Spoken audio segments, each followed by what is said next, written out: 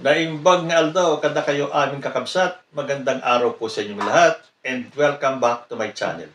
Ang dami po talagang nangyayari sa mundo ng politika.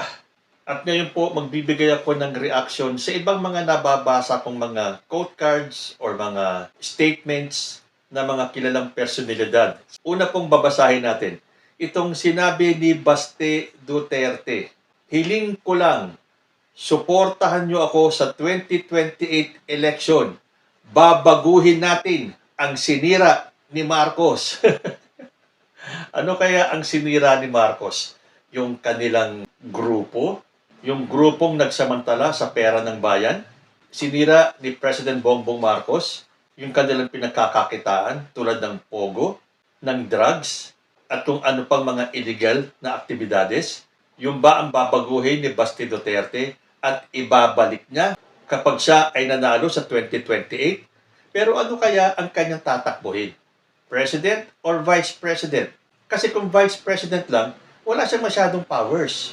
Pero kung Presidente ang kanyang tatakbuhin, kayang-kaya niyang baguhin lahat ng sinira ni President Bongbong Marcos. So ang tanong, kung hinihiling ni Baste Duterte na suportahan niyo siya sa 2028, ano ang tatakbuhin ni Sara Duterte? Hindi nga ba sinasabi nila, shoe-in na daw sa pagka-presidente si Sara Duterte? Eh bakit nagkaroon ng gantong statement si Baste na ang hiling niya sa inyo, sa inyong mga DDS, ay suportahan siya sa 2028 elections? Dahil kung magsesenador lang siya or magbibisi presidente, kulang na kulang po ang powers niya para baguhin yung mga sinira ni BBM. Naghuhudyat ba to na siya na ang tatakbong presidente at hindi na si Sara? Sunod ko pong bigyan ng reaksyon, ito pong nabasa kong debate o magiging debate o hamunan ng debate sa pagitan ni Attorney Jesus Falsis at Attorney Rowena Guanzon. Aba, ipareho palang attorney ito ha. Dahil ang hamon ni Attorney Falsis, debate tayo on any topic including the Supreme Court's decision on Sara's impeachment case and whether or not DDS ka. Ang sagot di umano ni Attorney Guanzon, okay ako, basta maligo ka muna ng 3 beses. Hindi pa nag-uumpisa yung debate na personal na agad itong si Guanzon, natatak DDS, na kahit sabihin niyang hindi siya DDS. Eh tingnan nyo lang ang mukha ni Guanzon, nagsusumigaw po yung tatak DDS niya.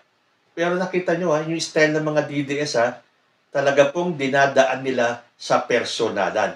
Ad hominem ba ang tawag doon? Kapag nasusukol sila at ayaw nila or ayaw nilang patulan yung mga ganyang habon, dadaanin nila sa pamemersonal.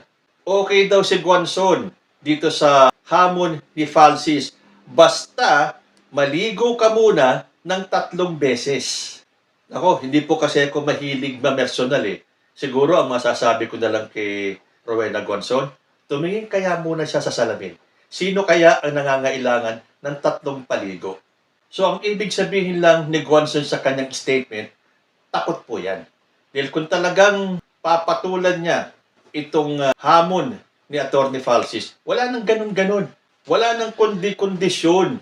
Bakit dito? Ayaw mong i-call itong hamon na debate ni Attorney Falsis. At nung mukhang hindi interesado or takot si Guanzon na makipagdebate kay Falsis, meron pang isang umepal. Ito si Congressman Kiko Barsaga. Sabi niya, if Attorney Guanzon is not interested, I am willing to debate Attorney Falsis. Ito talagang si Barsaga, no? Paepal talaga. Lahat ng issue gustong sausawan. So anong sagot ni Falsis? I-unblock mo ako on Facebook. Coordinators of Billionaire News Channel will contact you. Same dates I gave to Attorney Rowena Duwagson in January. Taping is usually on Fridays. Ang mga suggested topics ni Attorney Falsis sa kanilang magiging debate ni Barsaga, 1. Why Kiko Barsaga should be expelled, not suspended. 2. Why Sara Duterte is not qualified to be president and why she would be bad for the country. And 3. Why Rodrigo Duterte is the worst president of the Philippines after EDSA Revolution. Hamon ni Falsis kay Barsaga, You can suggest and choose your own topic kung Kiko Barsaga, Kita Kits. Abangan mo ang text o tawag ng Bilyonaryo News Channel o ng BNC.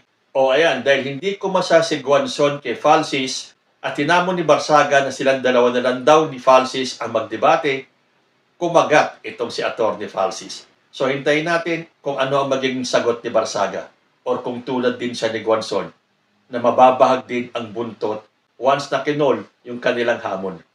Nako, ito pong susunod na bibigyan ko ng reaction. Ito pong kahapon ko pa naririnig na ugong-ugong na balita. Umani ng atensyon ang pahayag ni columnist Ramon Tulfo matapos niyang igiit na maa-aresto umano ngayong araw si Senador Ronald Bato de la Rosa kasunod ng sinasabing pag-issue ng International Criminal Court arrest warrant laban sa mambabatas. Sa isang Facebook post, sinabi ni Tulfo na ayon sa kanyang mga source, patuloy na tinutuntun ng mga otoridad ang kinaroroonan ni De La Rosa at nasa ilalim na umano ng manhunt operations ang senador. Yan, kahapon pa yung blind item na yan eh. Meron daw dadamputin, meron daw aarestuhin. So hindi natin alam dahil wala pa pong balita kung meron nang naging arestuhan na nangyari at kung matutuntun nila itong si Senator Bato de la Rosa. Pero sabi ko nga sa inyo eh, kung hindi man ngayon, pasasaan ba at mahuhuli itong si Bato de la Rosa. Sunod pong balita na medyo nalungkot ako at kinabahan. Dito po sa pag-resign ni ICI member Rogelio Singson. Dahil sabi po sa balita, mukhang itong si Singson ay binalaan ng mga sindikato. Sabi rito, Singson warned by syndicate not to mention names of corrupt. Sabi kasi ni Singson, I will give you the numbers. 1.7 trillion was spent in flood control in 10 years from 2015 to 2025, including Duterte administration. Sinabi yan ni Singson, November 21, 2025. Tapos, nung December 4, 2025, biglang nag-resign si Singson sa kanyang ICI post. At ang kanyang sinabi, why would I risk my life and my family just to solve the palace's problems? So malamang meron ngang mga miyembro ng sindikato na pinagbabantaan itong si Singson. So syempre sa edad niya, ang iniisip niya ay ang seguridad ng kanyang pamilya. Kaya lang yung sinabi niyang, bakit ko itataya ang aking buhay at ng aking pamilya para lang solusyonan ang problema ng palasyo? I beg to disagree. Dahil hindi lang naman po problema ng palasyo ang sinusolusyonan. Problema po yan ng buong Pilipinas. Problema ng bawat Pilipino. Pero hindi ko po masisisi si Singson kung pagbabantaan naman na ang buhay mo. Paano yung pamilya? Kung may mangyari sa'yo, sa isang iglap wala ka na. Samantalang maiiwanan mong pamilya. So sana po magkaroon ng seguridad itong mga miyembro ng ICI. Dahil mahirap po talaga ang kanilang trabaho.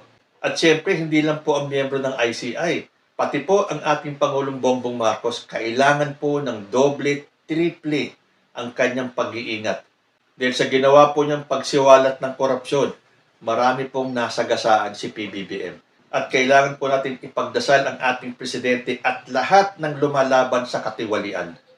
At siyempre, hindi po makukumpleto ang ating pagbigay ng reaksyon sa mga statements ng mga personalidad kung wala ang pangalan ni Atty. Harry Roque.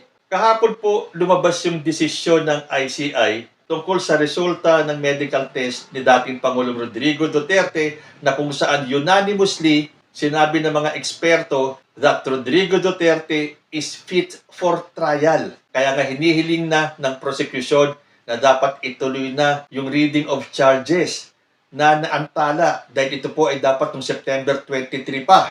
Ang daming pakulo ni Kaufman. Ngayon nga hindi siya pumapayag dun sa desisyon ng tatlong eksperto. Gusto niyang ibasura yung desisyon ng mga eksperto. So gumana na naman yung pagkachismoso ni Harry Roque. Sabi niya, ang chismis, ang mga Marcoses, through iba-ibang fake corporations, ay posibleng nagdodonate sa ICC. Kaya talagang pinupuruhan si Tatay Digong. Talagang chismoso ka, Harry Roque. Sabi niya, chismis daw. Talagang wala naman pala sa tino itong si Harry Roque. Talagang tatak na mga DDS ang magpapaniwala sa chismis. Tulad ng pagpapaniwala nila sa chismis ni Saldico. Ang dami man sinabi, ang daming pinaratangan, lalo na kay President Bongbong Marcos, nang wala namang sworn statement. Doon naniniwala sila. Samantalang itong kay Ramil Madriaga na under oath kung ano-ano pang sinasabi nila para masira lang ang kredibilidad ni Ramil Madriaga. So, paano paniniwalaan ng taong bayan itong mga DDS na to? Samantalang puro chismosa lang. Lahat lang ng alam nila ay chismis daw, narinig daw sa ganito, sinabi ni ganyan, wala naman silang maipakitang konkretong ebidensya. So, Harry Roque, hanggang chismis ka na lang. Darating at darating ang paghuhukom sa'yo. Mahuhulog ka rin sa bitag ng batas.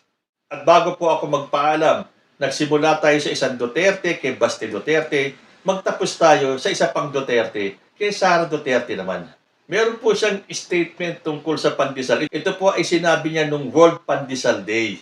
At diyan mapapaisip kayo, ito pa talaga ang gusto maging presidente ng mga DDS? Press release ni Sara Duterte Carpio nung World Pandesal Day. Ang pandesal, paborito kong hindi siya di siya ordinary palaman. Teka muna. Ang tinutukoy niya pandesal. Bakit nauwi sa palaman? Ang pandesal hindi palaman unless yung pandesal niya ay pinapalamanan niya ng another pandesal. Sabi pa niya, ang pinakapaborito kong palaman is yung cheese whiz. Tapos yung daing bulad sa Bisaya. Yung daing boneless na siya. Tinatanggal ko yung buto, tas nilalagay ko siya sa loob. Akala ko ba boneless na yung bulad na yon? Bakit tinatanggalan pa niya ng buto? Ano pa ang silbi ng pagiging boneless ng bulad kung tatanggalan mo pa ng buto? At ano ang tatanggalin mong buto kung ito ay boneless na? Ang hirap talaga makinig dito kay Sara Duterte, no? Ay, nako Sara Duterte. Tuwing naglalabas ka ng statement, nakikita lalo ng taong bayan that you are not fit to be the President of the Philippines. Kayo po, ano ang masasabi niyo sa mga topics natin for today? Comment lang po down below and I will see you in my next video. Diyos ti Agnina.